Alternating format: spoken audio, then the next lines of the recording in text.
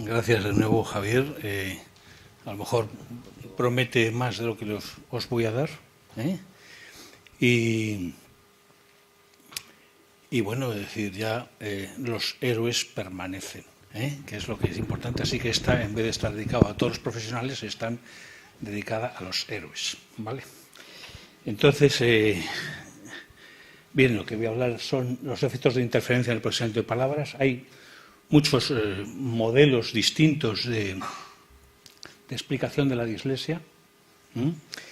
Es curioso que no se haya citado en ningún momento una teoría muy interesante, que es la teoría cerebelar.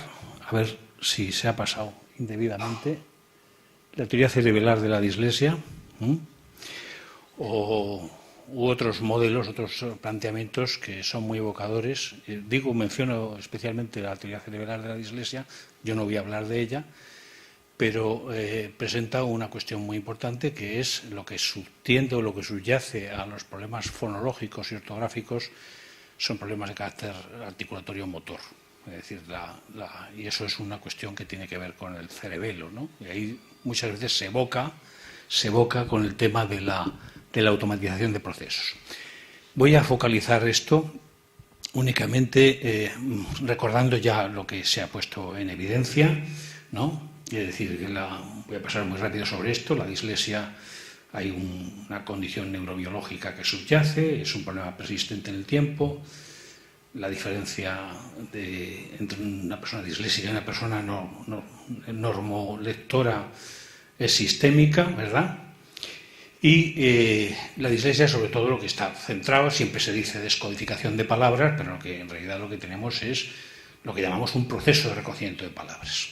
Esto es una cuestión que es la cuestión crítica, ¿no? En el proceso de reconocimiento de palabras hay al menos 3 procesos implicados, no voy a mencionarlos, pero uno efectivamente es el reconocimiento de la señal visual, que he mencionado esta mañana, que es cómo se trata la señal visual, cómo la señal visual se identifica como una señal lingüística, que es lo que normalmente llamamos acceso léxico, y otra cosa es la extracción de información que tiene una palabra una vez que ha accedido al léxico, es decir, por ejemplo, determinar su clase léxica. Esto es lo que llamamos procesamiento léxico.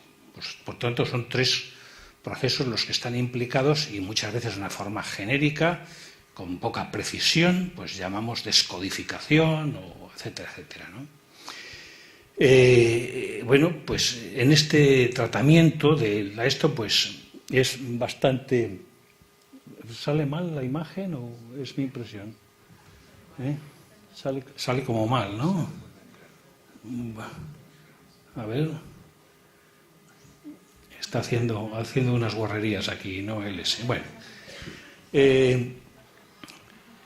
Por tanto, cuando de una forma coloquial hablamos de descodificación, en realidad tendríamos que tener en mente que existe un procesamiento de señal visual, que además sufre una transformación de lo que es el tratamiento visual ordinario, en donde, por ejemplo, ya mencioné que existe una resolución óptima en el centro de la mirada, ¿no?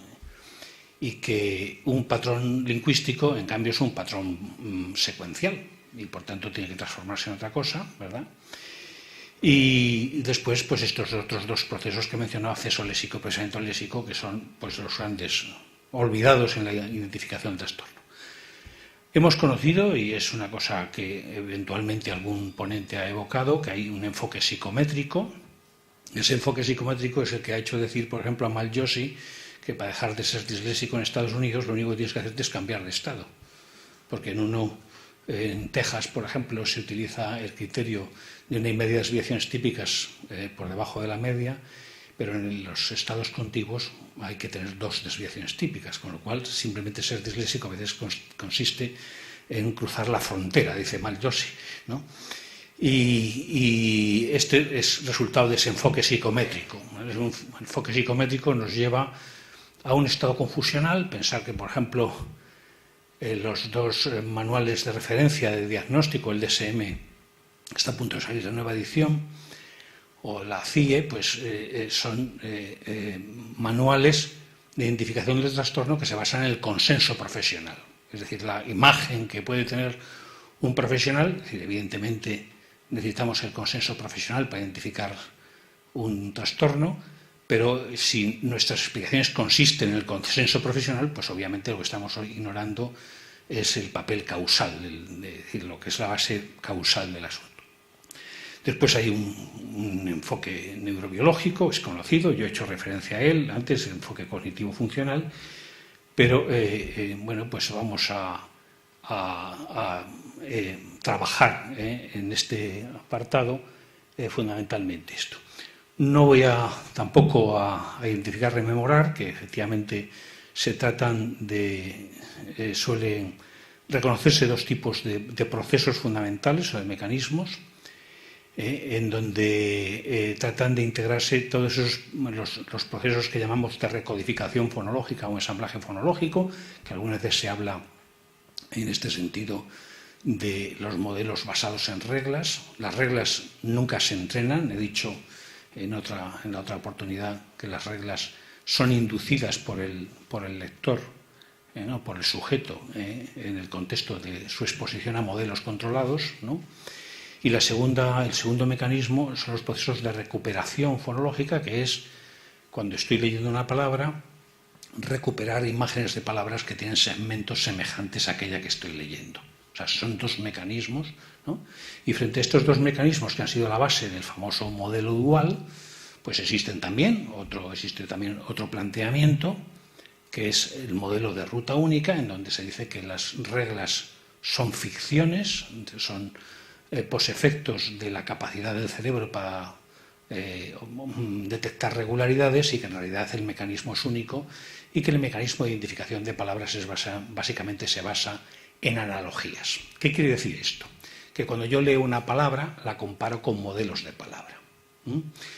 Bien, pues justamente a raíz de este planteamiento se presenta un problema, es decir, la señal lingüística llega impoluta, llega clara, llega precisa al cerebro, es decir, el sujeto está en condiciones de leer eficientemente, es decir, de extraer la información que una palabra potencialmente contiene. Pues lógicamente tenemos que pensar que eso no está garantizado en todas ocasiones. A veces es por un ruido externo que puede ser depurado, es decir, cualquier proceso de señal, es clarísimo, cualquier procesamiento de señal implica la presencia de ruido, y sabemos, es una ingeniería elemental, que identificar una señal significa filtrar esa señal, lo que es señal de lo que es ruido. Pero concurre siempre, en cualquier señal, concurre la señal con el ruido. Y justamente se identifica una señal cuando la proporción señal-ruido supera un cierto umbral, un cierto criterio. Por tanto, lo que tenemos que pensar es que probablemente en la base de todo este problema que se nos presenta en la dislexia, lo que se produce es, como llamaba antes, un conflicto o una interferencia de señal, y que la interferencia de señal se puede producir por la naturaleza de la señal o porque el sujeto no cuenta con los recursos para filtrar la señal e identificar de qué señal se trata. Es decir, puede ser una condición del canal, en el sentido telecomunicativo, en el sentido telemático de la cuestión, y puede ser una dificultad de tratamiento de las señales que puede consistir en el propio procesador. Es decir, en este caso, el procesador humano estaría representado por el sistema cognitivo y su base biológica en el sistema nervioso. Por tanto, lo que vamos a ver aquí es cómo se produce si se puede producir este tipo de interferencia, ¿no?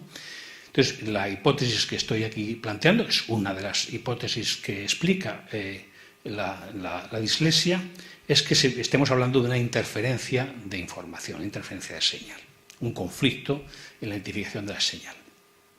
Esto no es una idea nueva, es una idea clásica. En realidad ha pasado absurdamente, a mi juicio, desapercibida, porque la anuncia nada menos y nada más que James McClellan, que habla con una palabra de indescifrable traducción al castellano, que es lo que llama él un crosstalk, es decir, que se produce una conversación cruzada, un habla cruzada. Se refiere McClellan a que puede haber un conflicto en lo que es el tratamiento fonológico de una señal lingüística o al tratamiento ortográfico de una señal lingüística. Es decir, cuando resulta que no existe una correspondencia ideal entre patrón ortográfico y patrón fonológico, pues estamos frente a una situación de conflicto. Pues bien, el planteamiento que hemos seguido en esta presentación que os voy a hacer es justamente coger a personas adultas, disléxicos y lectores disléxicos y lectores normolectores ordinarios, ¿no? Y a hacer una investigación experimental en este campo. Voy a presentar muy brevemente 3 experimentos. El primer experimento es muy simple, son sujetos adultos. Todos los sujetos adultos, tanto lectores ordinarios como lectores disléxicos, tienen formación universitaria o están cursando formación universitaria en el momento de realización de este estudio. Son sujetos, por tanto, que son técnicamente compensados. Existe un periodo de rehabilitación de no menos de 3 años y medio, y muchos persisten en programas de entrenamiento, y lo que se trata es de estudiar o de ver la dislexia residual, es decir, qué permanece del disléxico en la dislexia adulta después de que ese disléxico adulto, a todos los efectos, por lo menos en el plano social, pues tiene o está teniendo un perfecto éxito profesional. Por tanto, este es el objeto del estudio. En primer lugar, lo que vamos a presentar es una prueba muy simple. Vamos a ver si esto sale, no sale, no se mueve. Bueno, ahora parece que se mueve. Un tratamiento muy simple en donde lo que vamos a presentar son, vamos a controlar fundamentalmente, se ha cambiado solo, me parece que lo piensa. Bueno, vamos a ver aquí, tarda a lo mejor un poquito, vale, no lo sé. Esto es decir, ya las máquinas a estas alturas de la tarde se vengan, ¿no? Parece que está circulando ahí alguna cosa. Se saltan. A ver, esto es una patata, absolutamente una patata, ¿eh? Vale, déjalo ahí, porque ahí ya me permite... Vale, muy bien, vale. Esto forma parte de alguna venganza, ¿eh?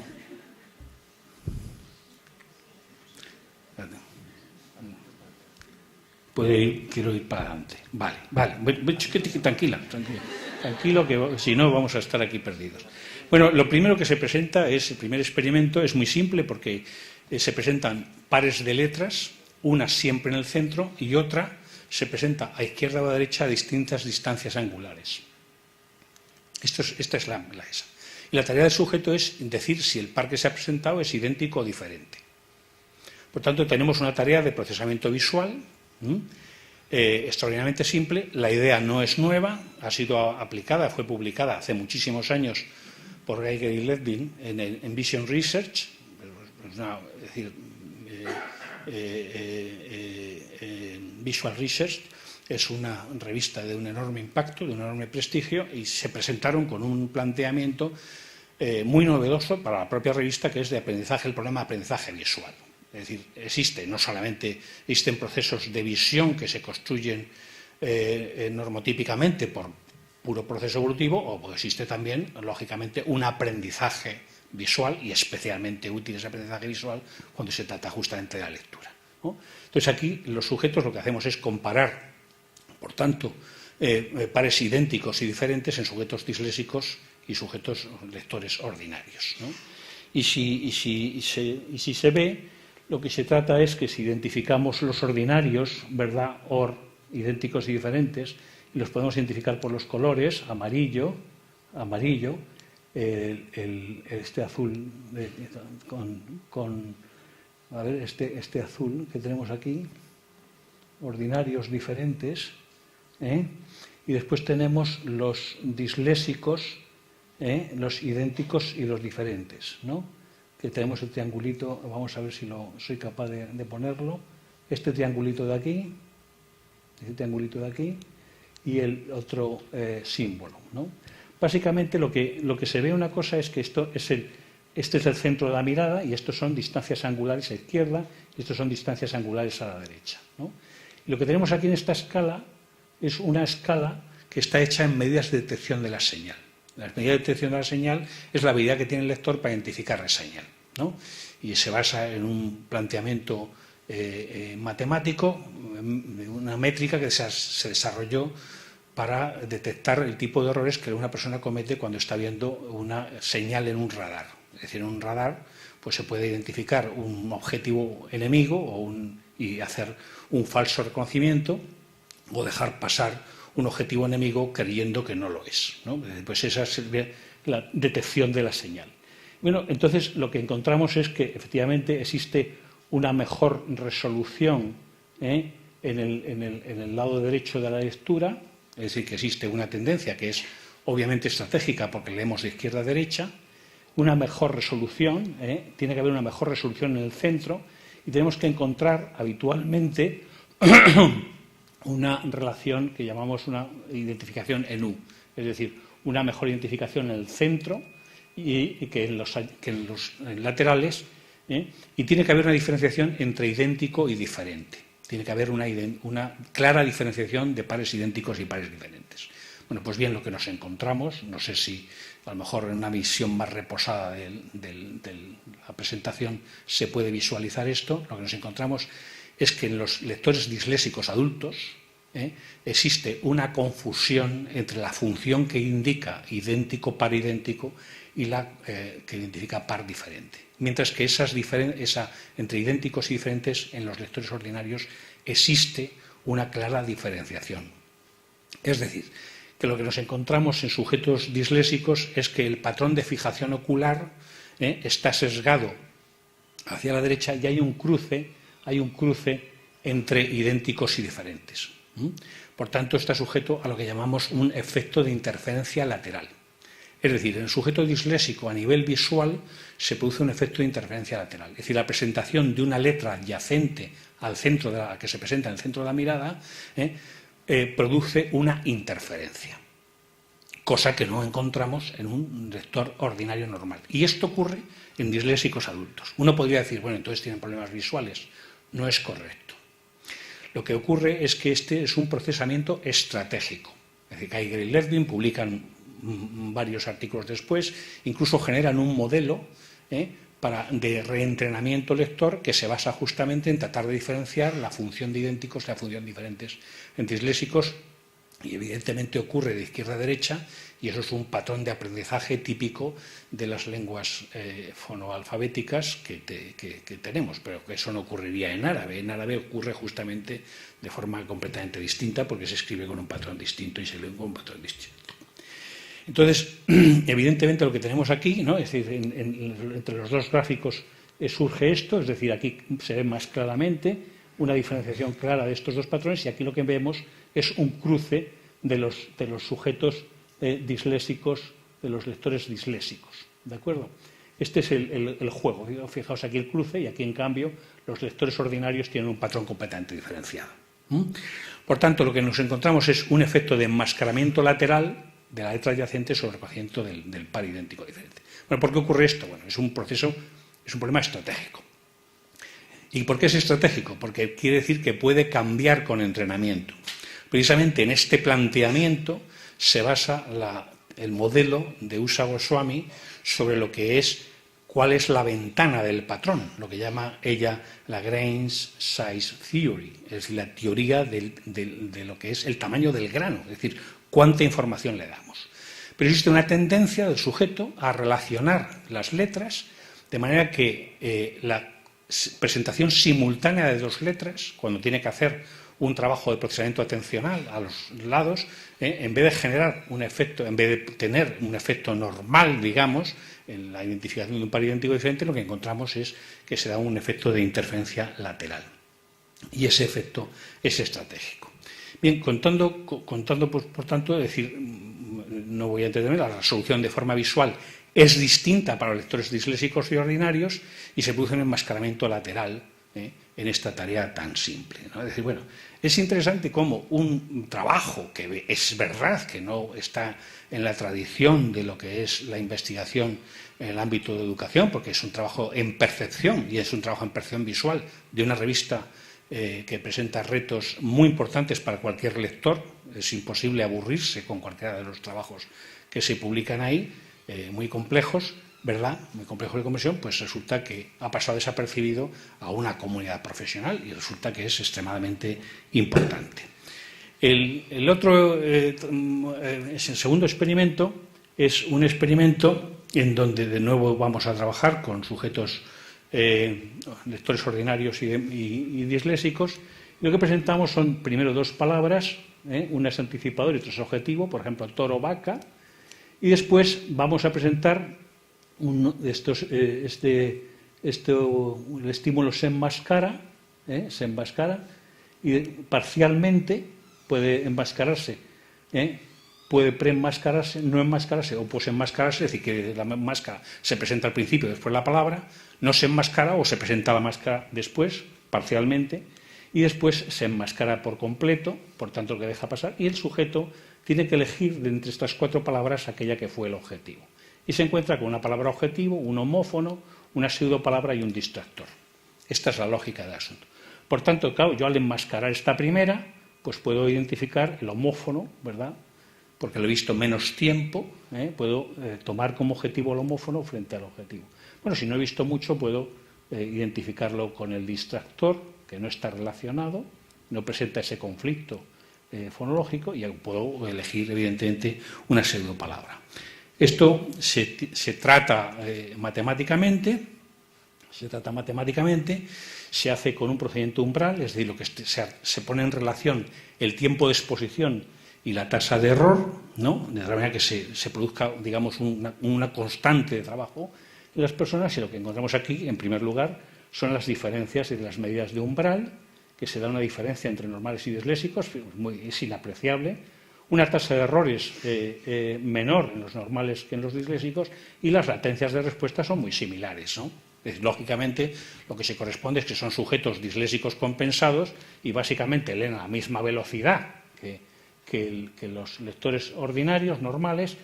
El tiempo que requieren pues es básicamente igual, no es el caso que hemos presentado esta mañana, y bueno, tienen un poquito más de errores, es significativa esa diferencia, pero bueno, quiere decir que es marginal, la diferencia es marginalmente no significativa. Bueno, quiere decir que estadísticamente en puridad no hay ni siquiera diferencia ahí, a pesar de haber una diferencia más o menos consistente. Bueno, ¿qué encontramos aquí? Pues encontramos con que cuando comparamos qué pasa con estímulos de alta densidad y baja densidad en disléxicos, pues a ojos vista existe una diferencia de patrón en tiempo umbral, es decir, el tiempo umbral. Es decir, hay una interacción entre densidad y enmascaramiento. Es decir, el efecto de la máscara se comporta de distinta manera en disléxicos que en sujetos ordinarios, en lectores ordinarios. Fijaos que es prácticamente idéntica para alta densidad y baja densidad. O sea, me parece una diferencia extraordinariamente importante.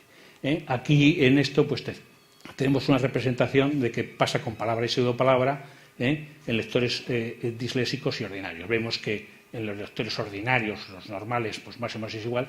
Y lo que encontramos aquí es una diferencia muy notoria, efecto de posenmascaramiento. Es decir, que cuando presentamos una máscara después de haber presentado la palabra completa, ¿no?, el efecto es dramático. Hay una diferencia absolutamente brutal entre palabras y pseudopalabras. Es decir, que es un problema de disponibilidad de la señal. Y esto es lo que es importante, es un problema de disponibilidad de la señal. Bueno, básicamente con esto lo que estamos encontrando aquí es que existe un efecto de pseudomófono, es decir, que el sujeto va a cometer errores en función del tiempo de disponibilidad que tiene, de la disponibilidad de tiempo que tiene para presentar la señal. Y no se comporta igual cuando se encuentra con una máscara o no.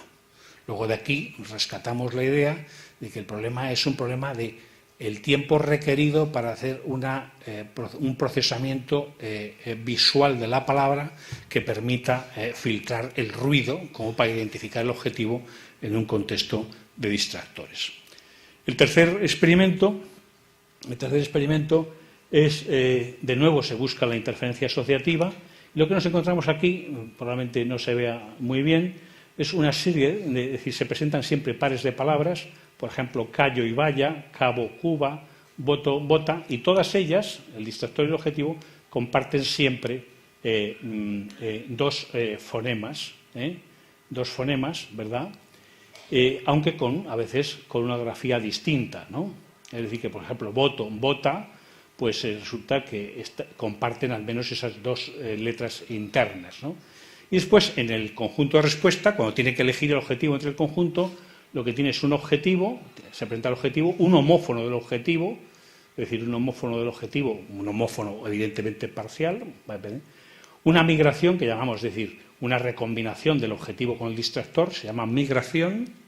Este es un fenómeno muy conocido desde Wertheimer del año 26, es muy interesante los efectos de migración, los introduce Wertheimer precisamente en la teoría del modelo de la Gestalt para señalar que él dice, algunas veces me confundo y en vez de decir Department of Psychology digo Department of Simon. Es decir, recombino unas palabras con otras y me lío. Dice, algunas veces me pasa estos efectos de migración. Justamente el efecto de migración lo que revela es la intrusión de unos distractores en la identificación del objetivo.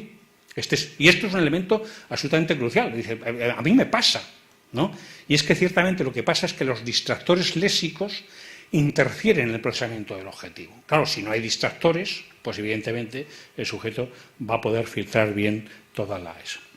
Por tanto, lo que tenemos es exactamente un tratamiento muy similar al anterior, y vamos a seguir exactamente el mismo patrón, es decir, presentamos un anticipador, presentamos una palabra objetivo, un estímulo no enmascarado, presentamos una máscara y después presentamos los 4 elementos de los que tiene que elegir el objetivo. Es decir, la tarea es enormemente simple porque el sujeto lo único que tiene que hacer es seleccionar dentro de un conjunto. Y además, en una selección de este tipo, cuando se dan 4 estímulos, las medidas, no existe sesgo. En la teoría de detección se distingue entre detección de señal y sesgo de tratamiento de la señal. Como hay 4 alternativas de respuesta, pues desde el punto de vista matemático se da detección pura. Por tanto, lo que aquí vamos a medir si esto va más lento este ordenador que yo. Es una cosa sorprendente. Cuidado. A ver, vale, perfecto. Es que estoy dando la... Vale, perfecto. O sea, que es un error mío. Bueno, controlamos frecuencia, densidad, y una cosa que es muy interesante es que controlamos la plausibilidad ortográfica. Bueno, podríamos hablar de plausibilidad ortográfica o de verosimilitud ortográfica. Es decir, yo puedo presentar una palabra que no sea una palabra, pero que tenga una ortografía verosímil, es decir, que se parezca a las reales. Pues estamos manipulando eso. Es decir, vamos a ver si el sujeto, ¿qué hace con la ortografía? Este es el elemento crucial que tiene interés. ¿Qué hace con la ortografía? ¿No? Bueno, entonces aquí lo que encontramos de nuevo es esta distribución de información que prácticamente repite el patrón anterior, ¿no? Y aquí nos encontramos ya con el resultado. Si se presenta, no aprietes otra vez, porque ya aparece, ¿ves? Aquí lo que encontramos es que cuando comparamos palabras y pseudopalabras, pues fijaos que existe un comportamiento completamente diferente en lectores ordinarios frente a lectores disléxicos. ¿Qué pasa con palabra y pseudopalabra? Pues resulta que en tasas de respuesta correctas sobre objetivos, ¿no? Pues tenemos un comportamiento completamente diferenciado entre disléxicos y lectores ordinarios. Pero tenemos más datos interesantes. A ver si aprieto el botón correcto. Vale. Aquí tenemos qué pasa con el estatuto léxico, ¿verdad? En respuestas correctas sobre objetivos. Es decir, de nuevo en lectores ordinarios tenemos un patrón diferenciado de lectores disléxicos. Y lo que sucede aquí es que hay una diferencia entre alta frecuencia y baja frecuencia, ¿no? Que identifica un comportamiento distinto para lectores ordinarios y disléxicos. Pues aprovechando que ha cambiado sola, sin que yo pulse nada, pues aquí tenemos después las respuestas correctas sobre objetivos controlando la plausibilidad ortográfica o verosimilitud ortográfica del estatuto léxico del homófono. Los homófonos pueden ser palabras o pueden ser no palabras, o sea, pseudopalabras. Es evidente que vaca, que con la distinta ortografía evoca dos contenidos léxicos distintos, ¿no? Por tanto, estaríamos hablando de homófonos que son palabras, y podemos hablar de homófonos que no son palabras, ¿no? Entonces, ¿qué pasa cuando trabajamos con sujetos disléxicos? Pues que no existe discriminación en términos de plausibilidad ortográfica. Es decir, ignoran la ortografía. Y estamos hablando de disléxicos adultos y la ignoran. Y además el patrón es completamente diferenciado entre lo que pasa con palabras y pseudopalabras, ¿no? Es decir, que da igual que sea plausible que no sea plausible, que sea verosímil que no, lo ignoran. Es decir, en la ortografía se ignora. Justamente esto es lo que está en la base de los procesos de evolución de la competencia lectora, que tiene que pasarse de una etapa logográfica a una etapa alfabética, ¿no? Y, por último, el último proceso de desarrollo es una etapa ortográfica. Pues bien, son sujetos lectores que aprenden a compensar con las dos primeras etapas, es decir, las etapas que señala Firth, que además hay modelos de simulación para eso, justamente que lo que hacen es ignorar la ortografía, no evoluciona la ortografía. Bueno, evidentemente todo el mundo tiene en la cabeza que en este momento estamos en una sociedad profundamente disléxica, entre comillas, es decir, es rarísima la persona que no está cometiendo errores ortográficos. Y la ingenuidad hace pensar que esos errores ortográficos no tienen un impacto en la comprensión. Os aseguro que sí. La ortografía tiene un impacto demoledor sobre la comprensión lectora y que tenemos un problema de desarrollo lector importantísimo y un problema gravísimo que ha calado ya no solo a los estudiantes universitarios, sino a los profesores universitarios, que había que hacerles un examen a algunos de ellos para determinar qué sucede. Entonces, a ver si me he apretado el correcto, ya con esto voy a concluir. Cuando se hace un examen de qué pasa en términos de competencia lectora y medidas de error, ya encontramos una diferencia en este experimento entre lo que hacen con los distractores, lo que hacen con los homófonos, lo que hacen con las migraciones y lo que hacen con las señales perdidas. Es decir, claramente nos encontramos con que los lectores ordinarios en tiempo, todos están operando en tiempo umbral, cada uno con su tiempo, y encontramos una tasa de error mucho más pronunciada para sujetos disléxicos que ordinarios. Y esto es básicamente todo. Es decir, si el ordenador se deja, probablemente presente las conclusiones y ya. Los lectores disléxicos se ven afectados por el enmascaramiento lateral, he dicho, reconocen las palabras peor porque las letras se tratan como indicios de recuperación de palabras. Ojo que estoy diciendo indicios de recuperación de palabras, pero no se produce ese acceso a las palabras que constituyen sus modelos. Los lectores disléxicos presentan además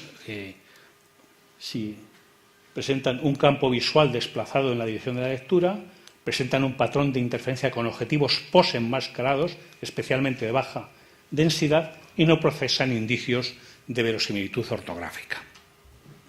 Y esto es algo que permanece en el tiempo, incluso cuando están funcionalmente recuperados, ¿no?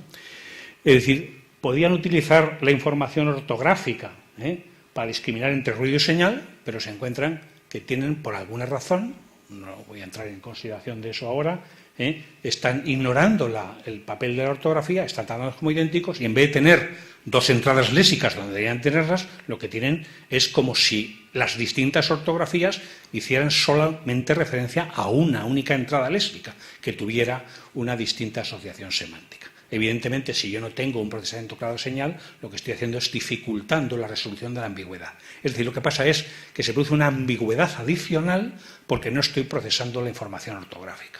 Y tengo que resolver esa ambigüedad. Y resolver esa ambigüedad lleva tiempo. Tanto tiempo puede llevar que puede interferir con el proceso de comprensión, porque el tiempo que destino al tratamiento de la señal estoy restándole del tiempo que necesito para comprender el contenido, para elaborar el contenido de la señal. Este es el elemento crucial que estamos identificando. Los lectores disléxicos, por otra parte, ¿no? Es decir, se observa un efecto de interferencia provocado por la presencia de un distractor pseudopalabra homófono con el objetivo, ¿no? Es la hipótesis de interferencia que llamaba McClellan, el cruce, ¿no? El cruce de conversaciones, el elemento de ruido. Hace mucho tiempo que se ha observado ese mismo tipo de cosas, ¿no? Por ejemplo, Kingsboom señaló hace muchos años que una de las cosas que pasaba en los sujetos disléxicos era que eran capaces de discriminar sonidos ambientales con más eficiencia cuando eran simultáneos o concurrentes con una conversación que los sonidos de la propia conversación. Es decir, una sensibilidad a una interferencia de señal, ¿no? Y Kingsboom pues lo detectó empíricamente esta observación, ¿no? Ignoran los indicios ortográficos para eliminar pseudomófonos competitivos. Si yo ignoro la ortografía, lo que estoy diciendo es no filtrando elementos ruidosos que pueden afectar al tratamiento de la señal. Bien, por último, pues aquí se ve fatal, pero peor de lo que yo podía suponer, pero existe aquí un pequeño libro que cuenta este tipo de cosas. Y esto es todo, y muchas gracias por vuestra atención.